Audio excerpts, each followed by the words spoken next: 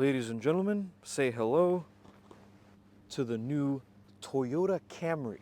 You might be confused right now. You might be wondering, how does one European procure a Toyota Camry for reviewing? Well, I'll tell you. But first, let's have a look at some details. The Toyota Camry is basically the car. It's been around since the early 1980s and it became one of the best-selling sedan models in North America. Now in Europe, we never really got the Camry all that much. From what I've seen, I think that Toyota offered it briefly in like the 90s, but it never really took off. So Toyota's sedan duties in Europe were handled by the Carina and then the Avensis. But back in 2018, Toyota discontinued the Avensis for Europe and they just gave some European markets the Camry. This is the new 9th generation Camry, which has gone on sale recently in Macedonia for model year 2025. And it's an absolutely brilliant car in every single way. Okay, thanks for watching. Bye-bye. Nah, I'm just kidding. I wouldn't do you like that. So then, the new Toyota Camry. What's new? Well, actually, it's not really all that new, to be honest with you, because it is based on the previous generation Camry that was sold in Europe, although it is heavily revised and is now exclusively available with a hybrid powertrain, which is what this car is as well. And just to clarify, the Camry is not available in every European country. From what I could see on the internet, it's only in Central Europe and some of the Baltic countries, so the Czech Republic and Hungary, and Eastern Europe, clearly, because Macedonia is in Eastern Europe. So let's go ahead and get into it with the Camry's design. Let's start out as we usually do at the front, where you can clearly see that the most notable changes have happened here. For example, the new headlights, which Toyota calls the hammerhead headlights. I'm just going to unlock the doors so you can see the turn signals in there. They're also the daytime running lights. And the whole front end kind of ends at a point. It's a little bit more protruding than it was before. The previous Camry had more of a conventional front end design. This one is a little bit braver, and I applaud Toyota for that. You can also see that pretty intricate grille opening there and those little cooling ducts for the brakes. Now this front end has proven to be quite controversial among people. I personally think it looks pretty good. That being said, I'm still not sure about the hammerhead headlights and the whole pointy grille design. It definitely works on the Prius and it works here too, but I'm still not sure if I truly love it or not. I do kind of like it, I just don't love it, so to say. Also, obviously I have full LED headlights here, and the fog lights down in the bumper are also LED items. And there's two little pointy bits at the bottom of the bumper to add to the whole aggressive look. The side profile is where you can really notice that the Camry isn't all that new. As you might be able to see, the side profile is basically the same as it was before. The front and rear ends are a dead giveaway, but the doors and the whole shape of the car from the side is basically the same. It's a classic three-door. No, it's not a three-door, it's a three-box shape, rather, dumbass. And you'll also notice these 18-inch wheels, which are standard on the luxury trim level, which is what this car is. Luxury is the fully optioned out one, and that also brings us to an interesting point about the Camry, at least in Europe. So I know that in North America, the Camry is like the everyman sedan, and it's common among suburban dads, and it's like a normal everyday car. But in Europe, because, well, we have a serious shortage of sedans right now, this car has only one true competitor in Europe, and that's the Skoda Superb, and maybe the Peugeot 508 as well. But that's really all there is to it, so you can probably see why Toyota is billing it as more of a luxury sedan for people who don't really want to flaunt their wealth all that much with, say, a Lexus or a BMW 5 Series or something like that. Toyota has the Camry for that purpose in Europe, and I'm actually genuinely surprised by some of the features that this Camry offers, but we'll get to that in a moment. Finally, we come to the rear end, which also looks kind of similar to the previous Camry, but it's also sufficiently different. You might be able to notice a slightly raised deck for like a ducktail spoiler sort of thing. Slightly different shape of taillights, the Camry badge spelled out across the trunk lid, and that HEV badge in the corner, which is now used by every Toyota model to signify the hybrid powertrain. That hybrid badge that was on the fenders and stuff, that's gone. We now just have that HEV badge with a little nebula next to it. I'm not sure what that is, but it looks like a nebula, so that's what I'm going to call it. And there's also these little subtle styling creases in the lower half of the bumper. So what do I think of the Camry's design? Well, again, I said the front end, I like it, but I'm still not ready to say that I absolutely love it. But otherwise, it's a very handsome car. It does have quite a bit of authority. Actually, from where I'm standing right now, it's kind of reminding me of the Mirai, the hydrogen fuel cell powered Toyota EV, and that's absolutely not a bad thing. And overall, the Camry is a handsome car. It does have presence, it does have authority, and it's so refreshing to see just a classic big sedan. Not a crossover, it's not raised, there's no plastic body cladding all over the place. It's just a sedan in the true sense of the word, and I love it for that. Now that we're done talking about the Camry's design, it's time to get on with the practicality. First of all, I have to move the camera to the other side so you can see the key properly. There we go. So this is a standard new generation Toyota key fob, but you might have noticed on the back it says Camry inside this incredibly scratched piece of shiny black plastic. Don't put that stuff here, it scratches way too easily. Anyway, on the other side you have your standard fare stuff, lock, unlock, and the trunk release. So let's get back to the car and open the trunk now. Okay, we unlock the doors and we open the trunk. And yes, it is a trunk, not a lift gate like the Skoda Superb or basically every other sedan right now. So let's move around to the trunk. Boom, big ass sedan trunk. So the new Camry offers you 524 liters of trunk space, which converts to this many cubic feet. You can see all of my requisite equipment bags in here and an umbrella. The opening is decent. It's not the biggest, it's not the smallest, but it's good. The thing you need to know is the rear seats don't fold down. So this is all you're getting. You do have some extra storage in here. You can actually, I don't know if you can see this diagram here, but you can lift up the false floor. We can't do that right now because there's weight on it, but then you can just hook it into a spot somewhere underneath here, which is a very good idea. But this is all you're getting for cargo space because another thing, you can't put a roof box on there or anything, and you can't tow with this car. That's one kind of big deal with the Camry. It depends on the buyer's taste and what they need at the end of the day. But just know that for trunk space in the Camry, this is all you have. But it is quite practical. I was actually using the Camry to carry a PC to my house, and it fit perfectly upright as well. But again, the rear seats don't fold down, and something that I also didn't like very much is the total lack of carpeting here in the back. It's all exposed sheet metal, and you can see the bottoms of the rear speakers and whatever that is. You can see them all in there. So, not the biggest fan of that. And finally, something else that I'm also not a big fan of, you saw that I opened the trunk automatically with the key. If you want to close it, you have to close it manually. So, if you're the kind of person who likes to go on adventures, you want to tow or carry rather, a pair of bicycles on the roof, you want to tow a trailer of some kind, maybe the Camry won't be for you. But if you just carry your normal cargo and it fits in the trunk, you'll be fine. What about space in the back seats? Let's go ahead and check it out. Well, I have to say, this is pretty damn good. I am 5'11.5". This seat is not in my driving position right now. Even right now, with the seat pushed basically all the way back, I still have plenty of knee room, and even somebody taller than me will have no problem fitting in here. Headroom, that's pretty good as well. You have a big storage pocket on the front seats on both sides. You have your rear climate zones here, your window switch, your storage, and couple of USB charging ports there. That's standard stuff. But then, remember what I said that the Camry is billed as more of a luxury sedan in Europe? Well, for one, you have built-in sunshades. They are manual, but you do have them built in. You don't have to put those suction cup pieces of crap in here. You also have a rear sunshade, which is power operated, and I will show you that in a moment. But then there's the real kicker.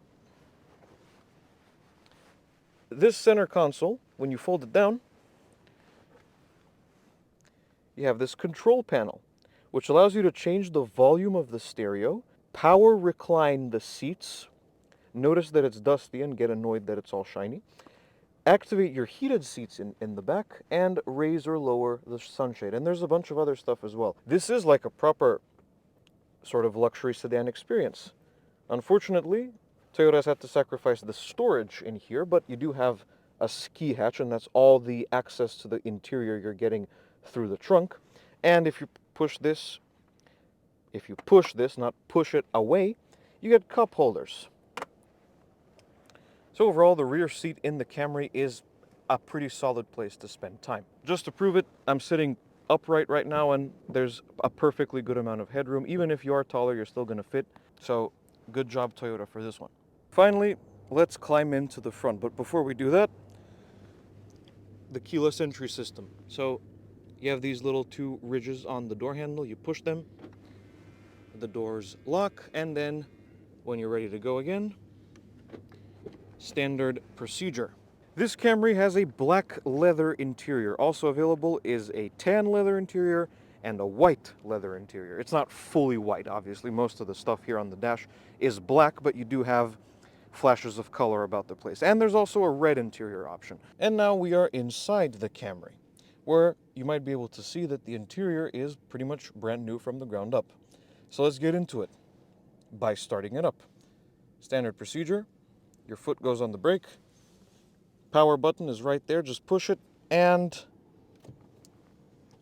your seat and steering wheel slide to your last known memory setting.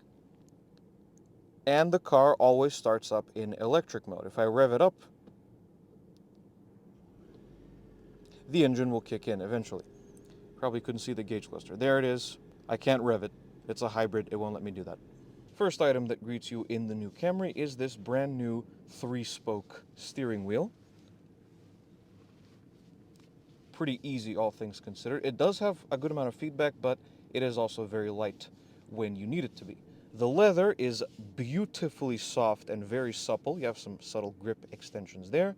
And then this whole mishmash of buttons. These are related to, that's your back button for that screen, that's answer call. These also relate to the gauge cluster screen in there.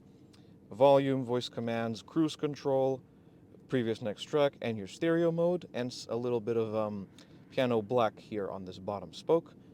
That, incidentally, is all the sensors for the ADAS systems. And then my favorite item about this steering wheel is the horn. Now, the European specification Camry is built in Japan. And one of the differences between the European and the American Camry, or rather the Japanese-built Camry and the American-built Camry, is the horn. In North America, the Camry's horn sounds like a premium luxury car. Here's a clip. But in Europe, the horn sounds like a Toyota. Quite an interesting thing, I gotta be honest with you. Being a hybrid-powered Toyota, the Camry sends power to the wheels through a continuously variable transmission, or a CVT. And that's controlled through this leather-wrapped mechanical shifter. You press the release on the back, and you row through the gears, like most automatic transmission cars, at least older ones. But in this case, I like that it has that. If you move it over here, it can simulate an automatic transmission with gears. For some reason, it always starts in 4th gear, but you can row through the gears yourself, and the CVT will act like an automatic for a day. And when you put it into reverse, obviously you get your 360-degree camera system. I'm really glad that Toyota abandoned that whole turntable system for the cameras, where the cameras would go around the car automatically, and then you have to pause it. That's no longer the case. It's just a classic 360 camera system. And these are some of the highest resolution cameras on the market right now. It's fantastic, very useful, and very effective. And then when you go into park, the car engages the electronic parking brake automatically. Also notable items in here, you have your 3 drive modes, Eco, Normal, and Sport. Pretty self-explanatory. I'll go through that in the driving section. Auto hold, which doesn't turn on automatically when you turn the car on, so you have to re-engage it every time you turn the car on. EV mode, again, pretty self-explanatory. Electronic parking brake, pretty standard stuff. We'll talk about the CVT when we drive the Camry. So, what we have here is a lot of glare from the sun. I'm sorry, there's not much I can do about that, but this is your 12.3-inch infotainment screen, and it's running the latest version of Toyota's infotainment system. It starts with the navigation map, as you can see. You have your controls on this side. You press the music notes, that's your media. The phone is for your phone, obviously. That car icon is for different vehicle settings, you can see here. You have an app drawer with a web browser. I believe the car does have a Wi-Fi hotspot, or it piggybacks off your phone. I'm not exactly sure. I'll have to look that up. And your various different settings. It's in light mode right now, but obviously at nighttime it goes into dark mode. The system is very easy and very quick. It's super easy to use.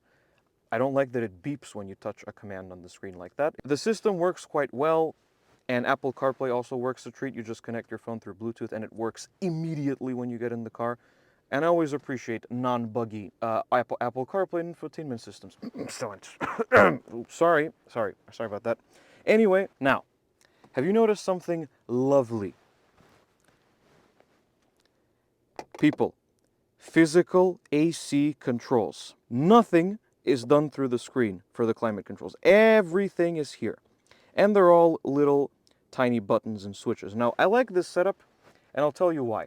The reason why new cars have climate controls in the infotainment screen is because automakers are cheapskates, and they don't want to spend the money engineering new switches. Toyota has made all of these switches basically the same, but they still get the job done.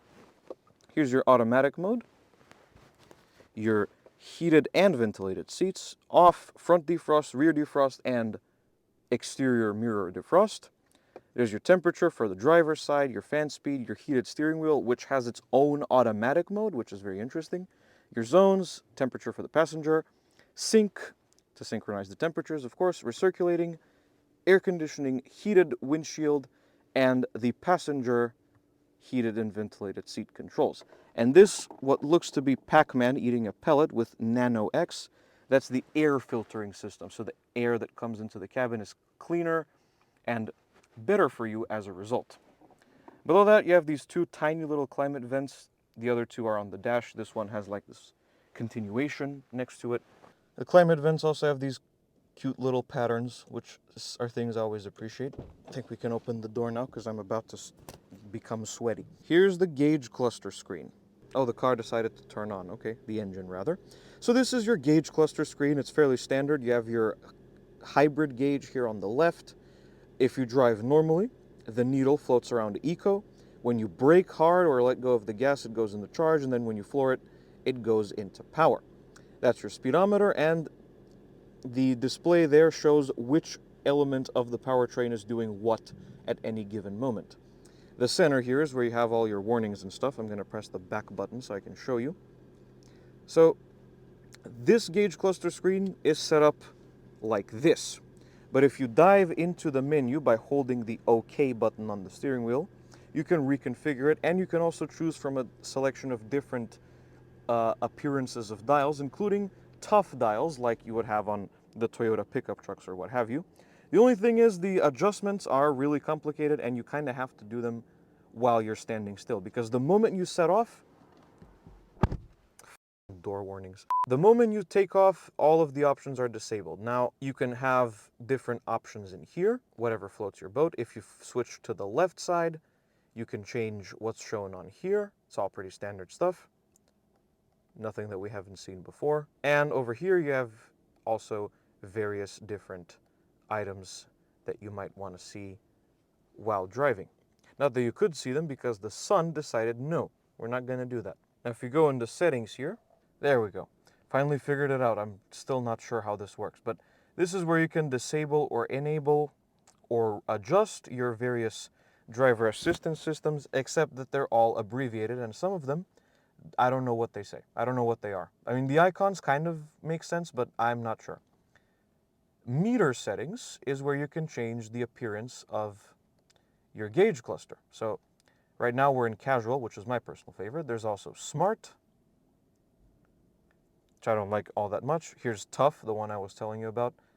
The Toyota Tacoma, the new Toyota Tacoma, has this as standard. And you have sporty, which is pretty cool, but I'm keeping it casual because I like the way they look the most of all. Meter type, you can change how they appear on the screen, so you can have a single one in the middle, or you can have just a digital speed readout with no dials. But I like the 2 dials. It's a very cool little look. You can change the language and the units. This is standard stuff, people.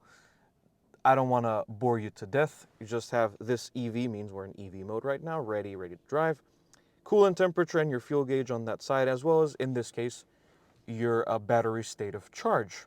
Clock, icy road warning, and outside temperature, and that's it. And I seriously apologize for the glare, but again, there's not a whole lot I can do here for that. Hopefully you can see everything. I'll try and make something work in post-processing. Anyway, there's a bank of controls here for your headlight leveling, your auto high beams. Sadly, there's no matrix LED headlights, but whatever. Stability control off, your 360-degree camera engagement, your dashboard dimmer, and the rear sunshade.